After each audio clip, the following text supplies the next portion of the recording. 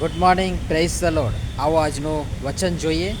અને જ્યારે તેઓ લોકોની ભીડ પાસે આવ્યા ત્યારે એક માણસે તેની પાસે આવીને તેની આગળ ઘૂંટણ ટેકવીને કહ્યું કે, ઓ પ્રભુ, મારા દીકરા પર દયા કર, કેમ કે તેને ફેફરાનું દરદ છે ને તે ઘણો પીડાય છે, કેમ કે તે ઘણીવાર અગ્નિમાં ને ઘણીવાર પાણીમાં પડી જાય છે. માથની લખેલી સુવાર્તા તેનો 17મો અધ્યાય અને તેની 14મી અને 15મી કલમ. પરંતુ સમય મળે તો 14થી 21 સુધી વાંચવા માટે પ્રયાસ કરશો. આજનો વિચાર: ખ્રિસ્તમાં અતિ પ્રિયવાલા મિત્રો, પ્રભુ ઈસુ ખ્રિસ્તના ગૌરવી નામમાં ફરીને એકવાર આજની સવારની આપ સર્વને પ્રેમભરી સલામ. વચનની શરૂઆત થાય છે તે જુઓ.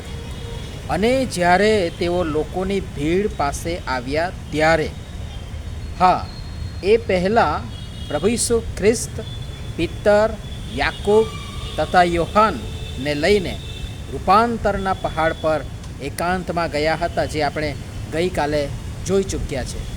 જ્યાં પ્રભુ ઈસુ ખ્રિસ્તને તેઓએ મૂસા તથા એલિયા જોડે વાત કરતા દીઠા. તેમનું રૂપાંતર થયું. તેમનું મોં સૂરજના જેવું તેજસ્વી ને તેમના લુગડા અજવાળા જેવા ઉજળા થયા. જ્યાં પિત્તરે અતિ ઉત્સાહમાં આવેશમાં આવી જઈને પ્રભુ ઈસુ ખ્રિસ્તને ત્યાં 3 માંડવા બાંધી ત્યાં જ રહેવાની સોનેરી સલાહ પણ આપી. પણ પ્રભુ ઈસુ ખ્રિસ્ત જાણતા હતા કે તેમની ખરી જરૂર એ પહાડની નીચે તળેટીમાં જરૂરિયાતમંદ લોકોને, બંધનોમાં સપડાયેલા, ઉદ્ધારની તથા છુટકારાની રાહ જોતા લોકોને છે. હા, પોતાના ફેફરાના દરદથી પીડાતા દીકરાને સાજાપણું મળે એવી આશા બાંધીને બેઠેલા અને રાહ જોતા એ પિતાને પણ વધારે હતી. અને તેઓ લોકોની ભીડ પાસે આવ્યા. એકાંત, બાપની સંગત, પ્રાર્થના, ઉપવાસ જરૂરી છે, પણ એની સાથે સાથે કાર્ય પણ થવું જ જોઈએ અને એ કાર્યમાં પણ પરિણમવું જરૂરી છે. અને માટે આવા વિવિધ પહાડ પર ચઢી સારું લાગવાથી ત્યાં જ પિત્તર જેવા લોકોની સલાહ માની માંડવા પાડી ઠરીઠામ થઈ વસી ગયેલા લોકો ક્યારેક નીચે પણ ઉતરો. નીચે ઉતરીને જુઓ, વિવિધ ગ્લાની, જરૂરિયાતો, દુઃખ, પીડા, પ્રશ્નો, સમસ્યાઓ, મુશ્કેલીઓ, બીમારીઓથી પીડાતા, બંધનોમાં પડેલા અસંખ્ય લોકો તમારી રાહ જોઈ રહ્યા છે. હવે આ પિતાને ફરીથી આપણે જોઈએ. સૌ પ્રથમ તે પ્રભુ ઈસુ ખ્રિસ્તની પાસે આવ્યો, કારણ કે તે અગાઉ શિષ્યો એટલે કે માણસોની પાસે જઈ નિરાશ થઈ ચૂક્યો હતો.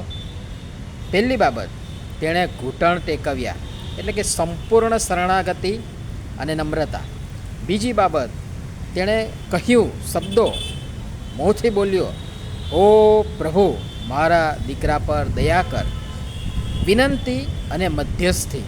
ત્રીજી બાબત, તેને ફેફરાનું દરદ છે એટલે કે ચોક્કસ વિનંતી અને મધ્યસ્થી, બીજી કોઈ આડીટેડી વાત નહીં, ચોક્કસ કારણ તેણે જણાવ્યું. અને ચોથી અને છેલ્લી બાબત, તે ઘણો પીડાય છે એવી રજૂઆત કરી. ઘણીવાર એ અગ્નિમાં, ઘણીવાર તે પાણીમાં પડી જાય છે, મતલબ કે જીવના જોખમમાં આવી પડે છે.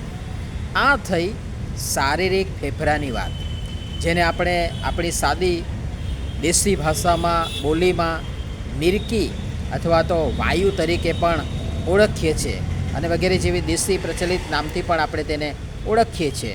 જેમાં માણસને ગમે ત્યારે ગમે ત્યાં આ દરદ થાય અને તે ભાન ગુમાવી દે, અચાનક પડી જાય. ઘણીવાર તે નજીકમાં અગ્નિ હોય તો બળી મરે છે, પાણી હોય તો પાણીમાં ડૂબી પણ મરે છે. અને આ ઉપરાંત આ થઈ શારીરિક ફેફરાની વાત. પરંતુ આ ઉપરાંત આત્મિક ફેફરું પણ છે.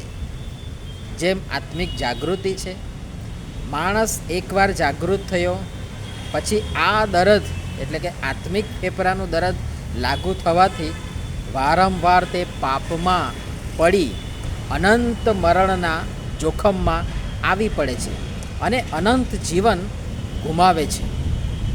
ફેફડાનો દર્દી ન ચાહતા અજાણતામાં દર્દને કારણે એ જીવના જોખમમાં આવી પડે છે, જ્યારે આત્મિક ફેફડાવાળો માણસ ઘણીવાર જાણી જોઈને પાપરૂપી જોખમમાં આવી પડે છે.